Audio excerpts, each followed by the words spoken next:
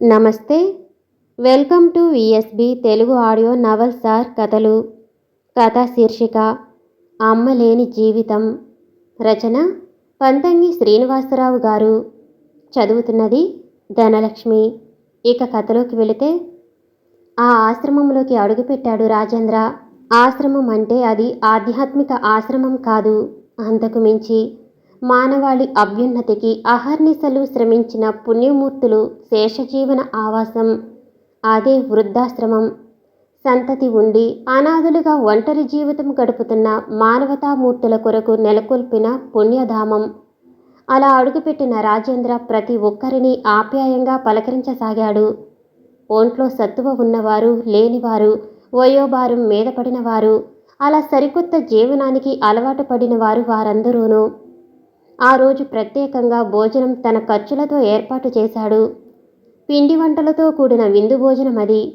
ఆ ఏర్పాట్లు పర్యవేక్షించసాగాడు రాజేంద్ర. వెనకనే ఆ ఆశ్రమ నిర్వాహకుడు జగన్నాథం. రాజేంద్రలోని భావోద్వేగాన్ని గమనిస్తున్నాడు జగన్నాథం. రాజేంద్ర కంటిలోని నీటి చెమ్మను చూసి జగన్నాథం మనసు ద్రవించింది. మధ్యాహ్న భోజన సమయం ఆసన్నమయ్యింది.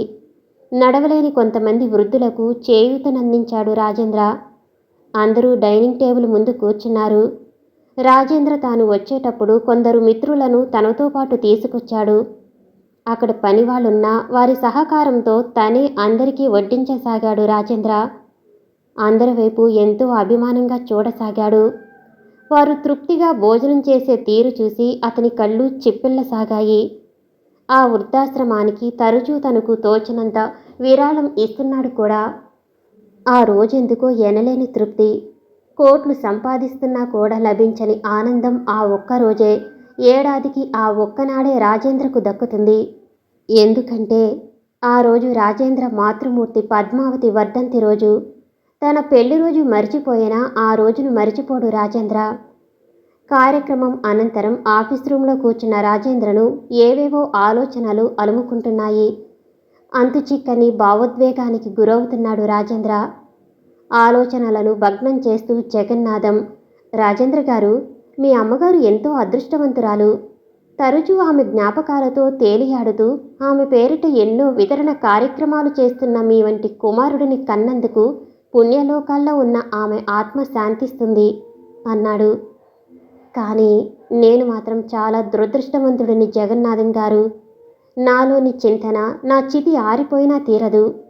ఒంటరితనంలో ఆమెకు తోడుగా ఉండలేకపోయాను. అమెరికా వ్యామోహంలో పడి గద్గద కంఠంతో మాటలు రాలేకపోతున్నాయి రాజేంద్ర నుంచి.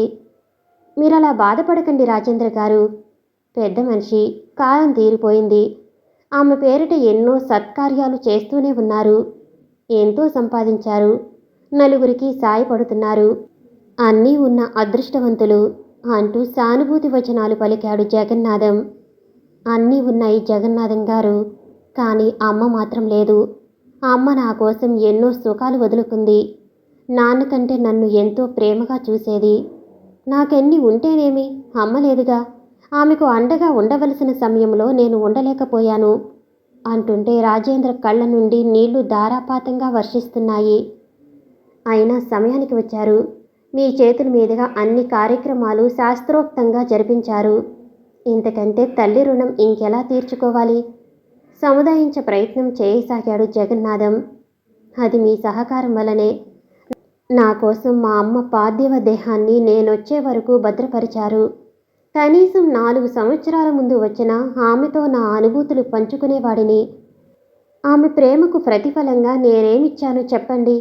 రాజేంద్రలో అంతులేని భావోద్వేగాల పరంపర అతడిని గతం వైపు మరలించింది.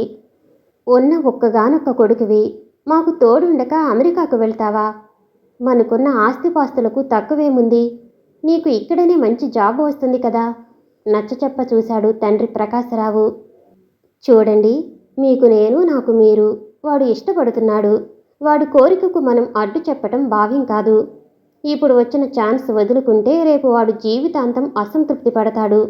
అది మనకు సంతోషమా? వెళ్ళనిద్దాం.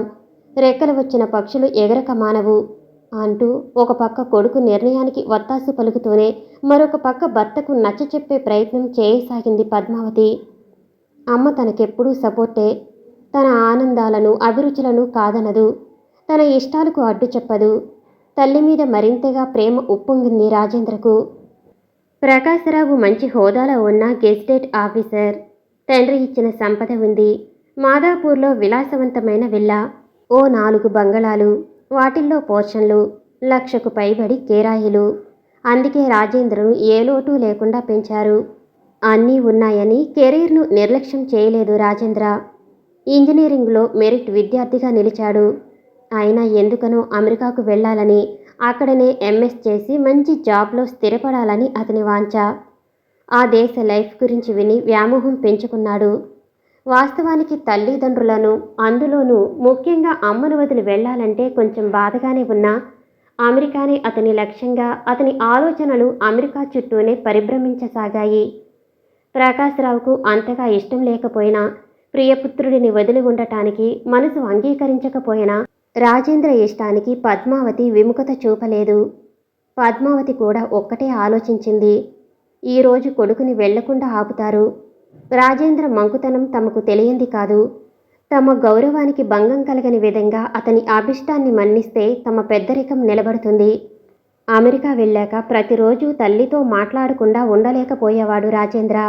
మధ్యలో ఒకసారి 1 నెల రోజులు వచ్చి 4 పెళ్లి సంబంధాలు చూసి తనకు నచ్చిన సునంద మెడలో 3 ముళ్ళు వేశాడు. ఆ తర్వాత కొద్ది కాలానికి సునంద సైతం అమెరికా వెళ్ళిపోయింది. ఆ తర్వాత ఏ 2 ఏళ్లకో ఒకసారి వచ్చి 1 నెల రోజులు ఉండిపోయేవారు.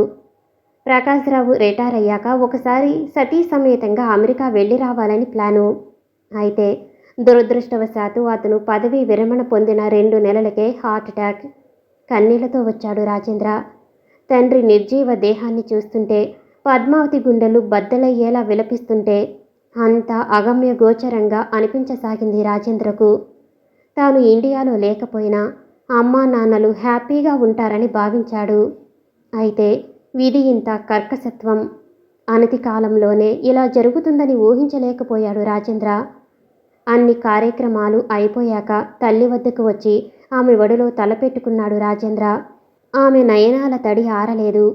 కుటుంబం కోసం అహర్నిశలు శ్రమించిన ఆమె మనో సంఘర్షణను అంతగా అంచనా వేయలేకపోయాడు రాజేంద్ర. అమ్మా అంటూ ఆప్యాయంగా పిలిచాడు రాజేంద్ర.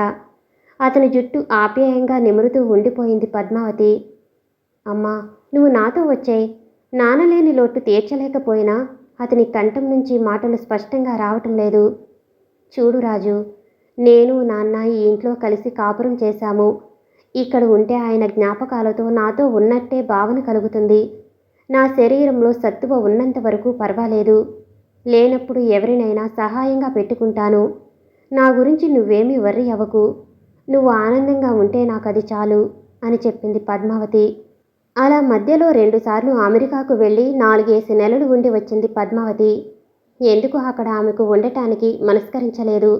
భర్త చనిపోయాక ఒంటరి జీవితం గడపలేకపోయింది పద్మావతి. వృద్ధాశ్రమంలో ఎందరో తన వంటి జీవులు ఉంటారని తను విన్నది. అక్కడ ఉంటే మంచి కాలక్షేపం అని భావించి తానే చొరవ తీసుకుని ఒక వృద్ధాశ్రమాన్ని సంప్రదించింది. తన ధర్మంగా కొడుకు రాజేంద్రకు ఫోన్ చేసింది. ఆ విషయాన్ని విన్న కొడుకు రాజేంద్ర, అమ్మా మరొకసారి ఆలోచించు. నువ్వు అమెరికాకు వచ్చేయ్, లేదా నేను అక్కడికి వస్తాను. మీకంటే నాకు ఈ లైఫ్ ముఖ్యం కాదు. నేను సంపాదించింది చాలు అన్నాడు. నేను అక్కడికి రాను. నువ్వు ఇక్కడికి రావద్దు. నేను వృద్ధాశ్రమంలో చేరితే ఒంటరితనం ఉండదు. నాకు ఎందరో తోడుగా ఉంటారు. నాన్న లేరన్న బాధ నుంచి కొద్దిగా విముక్తి దొరుకుతుంది. సరికొత్త జీవితంలోకి నన్ను ప్రవేశించనివ్వు అని సర్ది చెప్పింది పద్మావతి. సంవత్సరాలు గడిచాయి. ఒకరోజు వృద్ధాశ్రమ యజమాని జగన్నాథం ఫోన్లో చెప్పిన కబురు విని ఏమాత్రం ఆలస్యం చేయకుండా హోటాహోటీన బయలుదేరాడు అమెరికా నుంచి రాజేంద్ర. అమ్మను కడసారి చూస్తుంటే అతని హృదయం బద్దలైంది. అంతే, అమెరికాకు తిరిగి వెళ్లాలనిపించలేదు. రియల్ ఎస్టేట్ రంగంలోనున్న తన మిత్రుని సంస్థలో భాగస్వామిగా చేరాడు. రాజేంద్రలో నిత్యం ఒక్కసారైనా హృదయస్పందన. ఇదే పని అమెరికాకు వెళ్లకుండా చేసి ఉంటే అమ్మతో ఆనందపు రోజులు గడిపి ఉండేవాడిని కదా అని. ఆ తీపి జ్ఞాపకాలను కోల్పోయాననే భావనతో ఒక విధమైన సంఘర్షణకు లోనవుతున్నాడు అతను. భారంగా తన ఆఫీసుకు చేరుకున్నాడు రాజేంద్ర. అసలు ఇంటికి వెళ్లాలనిపించలేదు. ఆఫీసులో అలాగే కూర్చున్నాడు.